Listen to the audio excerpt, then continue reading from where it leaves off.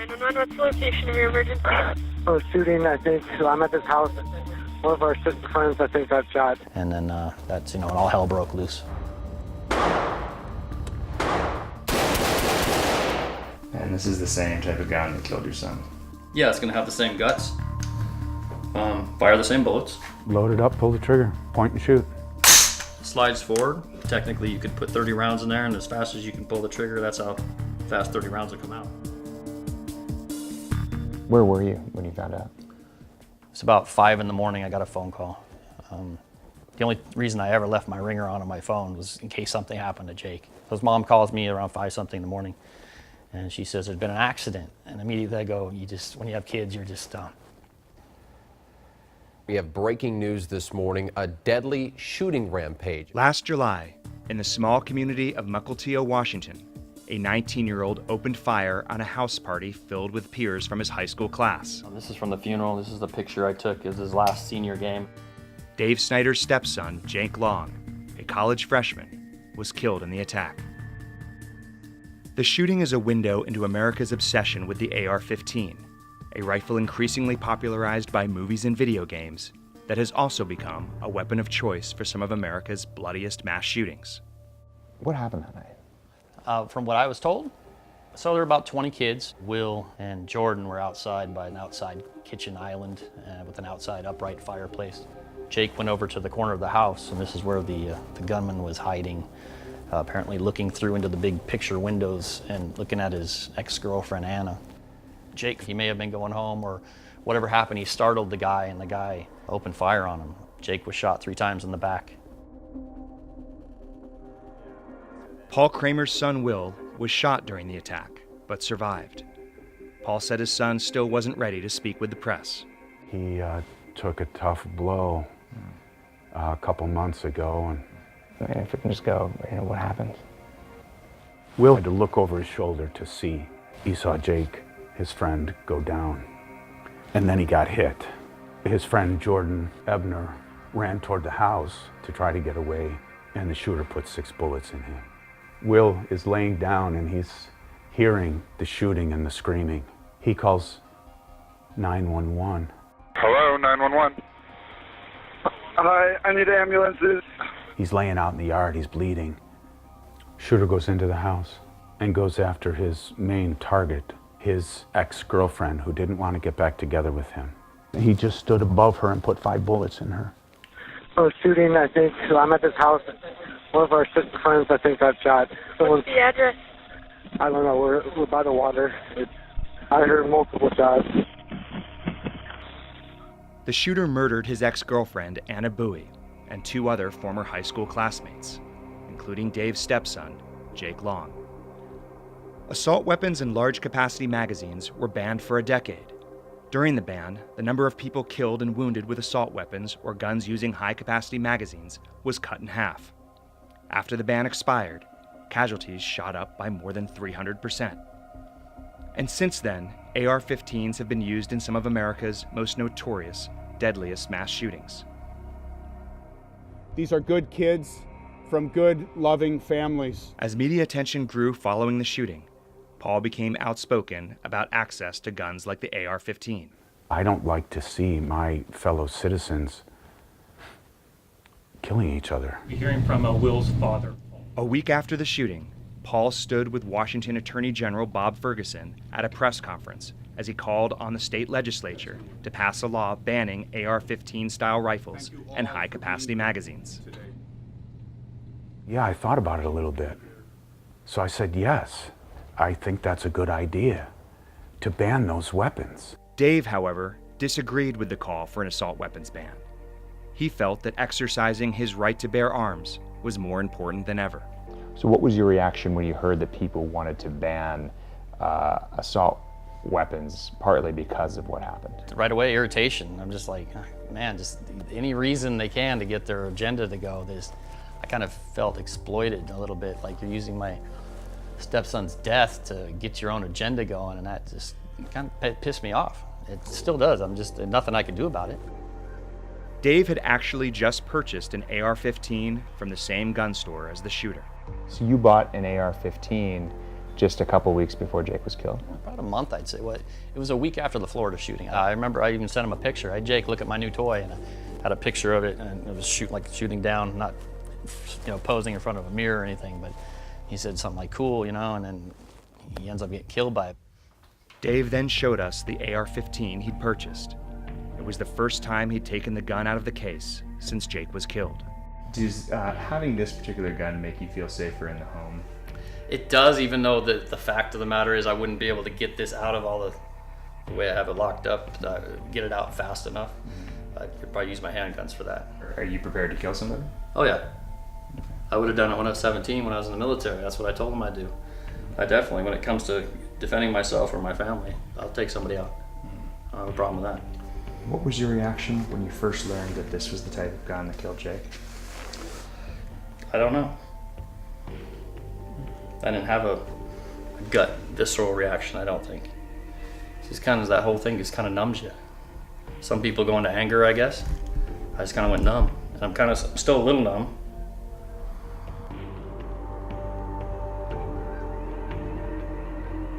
In January, Washington Attorney General Bob Ferguson proposed a ban on assault weapons and magazines that hold more than 10 bullets.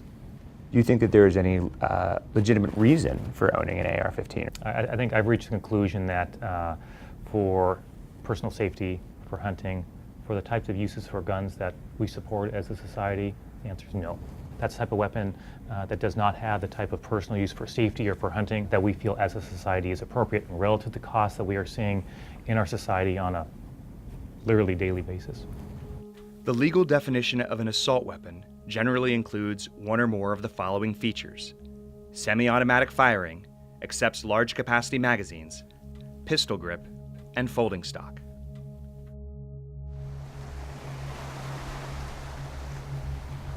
The shooting was a horrific moment for the sleepy community of Mukilteo, and it was up to the town's mayor, Jennifer Gregerson, to help the community cope. My sense is that the community feels like, that kind of assault rifle, that number of rounds in a magazine is one line to draw. For our country, I don't know when. I mean, if not now, when? I don't know. Do you believe that it will make a difference? I believe it would have prevented this event.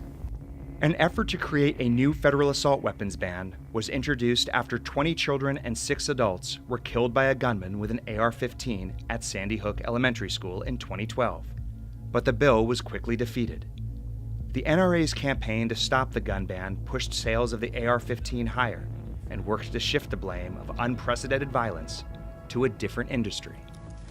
There exists in this country, sadly, a callous, corrupt, and corrupting shadow industry that sells and stows violence against its own people through vicious, violent video games. To better understand the NRA's case against violent video games, I met up with Christian Allen, who is not only an avid gun collector, he's also a leading video game designer, specializing in first-person shooter games like Halo. There's no statistical causation in all the studies that have been done between violent video games and people actually committing violence.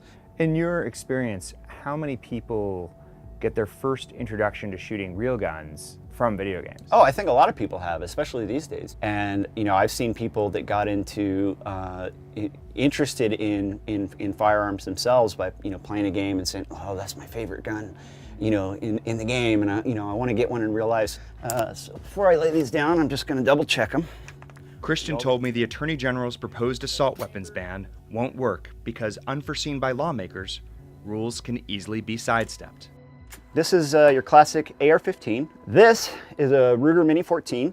There's functional differences, but from barrel length, magazine capacity, bullet, cartridge that it uses, they're exactly the same. The real difference is aesthetic. It's how they look.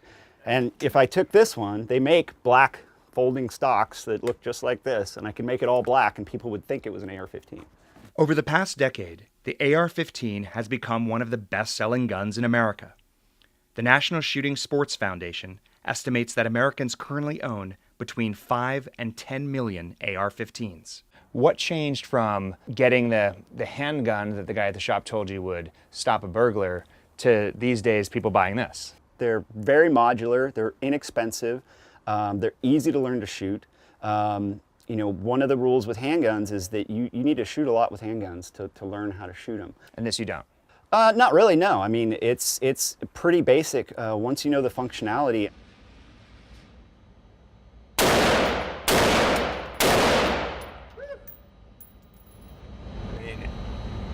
It does feel really powerful. At the same time, it is pretty simple to use. The AR-15 is manufactured by dozens of American companies, including Smith & Wesson, Remington Arms, and Ruger. If you look at the advertising for gun manufacturers, you'll see things like Get Your Man Card Back, and you'll see a lot of pictures of guys in, you know, full tactical gear, and they're all dressed up in their, you know, super camo and stuff like that. And there's just this segment of the population that has this idea that they can be soldiers, and some people take it really seriously. Well, they are cool to have. You know, they look cool. You look on YouTube and there's all these videos. People spent thousands on making theirs look really cool. So there's that cool feeling about it. Where, you know, shotgun's not so cool, not so macho. You know, everybody goes for the assault rifle. The shooter had no gun training, but 2 days before the shooting, he began hinting at his plans on social media. He posted a photo to Instagram of his newly purchased Ruger AR-15, and he tweeted, "What's Ruger gonna think?" He spent time in his car reading the owner's manual that night. He read the instruction manual in the car. Yes, as I understand it. He'd been playing video games. What role do you think that video games and movies play in popularizing the AR-15? Well, I think it's just that that's the weapon that people see a lot, and then they want to go buy a rifle, and they go to the store and they look at a wall full of rifles and they see the one that they know. You know, it's familiar. 911, what are you reporting? We're trapped in the bathroom. We locked the doors. Okay, do we know what kind of a gun he was armed with? Yeah, it was like a big assault rifle looking thing. Okay. I don't know. I'm just guessing from the games. I don't know. We try to make it feel as realistic as possible. All the audio gunshots in the game were recorded from real guns. I have some land out east, and I went out with an audio crew over the weekend, and we shot, you know, tons of different rifles. When you're in that first-person view, you just feel connected to the character. You might feel like you are the character. After Jake was killed, was there any part of you that thought about getting rid of the AR-15? Oh, absolutely not. I do have video games I play that have realistic gun sounds, and I cut my time down on that. It's kind of hard to play that game right now because they're very realistic. You hear there's an audio of the gunshots that happened at the party. That was really unnerving.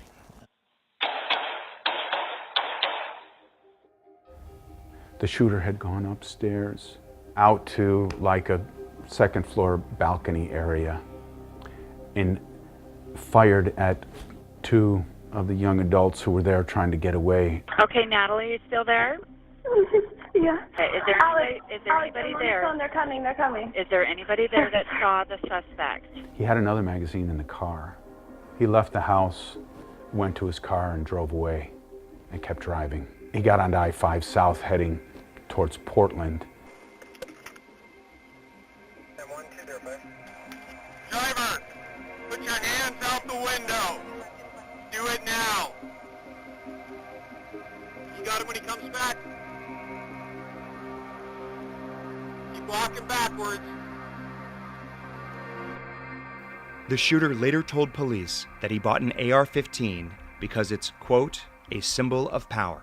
Here's a 19-year-old young man with his whole life ahead of him. From outward appearances, there was potential there. The shooter pleaded guilty, sparing the families and victims a lengthy trial, and likely sparing himself from Washington's death penalty. In the climate that we have today, where 30 years ago, one of these guys might have gone out and taken his own life, today they go out and shoot someplace up. How do you prevent the kind of thing from happening again that happened to Jake? You don't.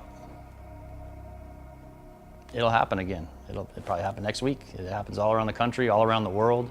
You can't prevent it. I think there are over 300 million guns in the United States. It's not something that's going to be prevented. But when we make it so easy, when access to these kinds of weapons, when we make those so easily accessible, it's almost like we're asking for it.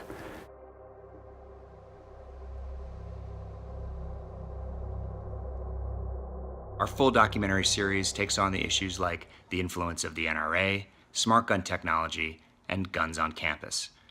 Make sure to watch our entire series and subscribe to AJ Plus for more docs.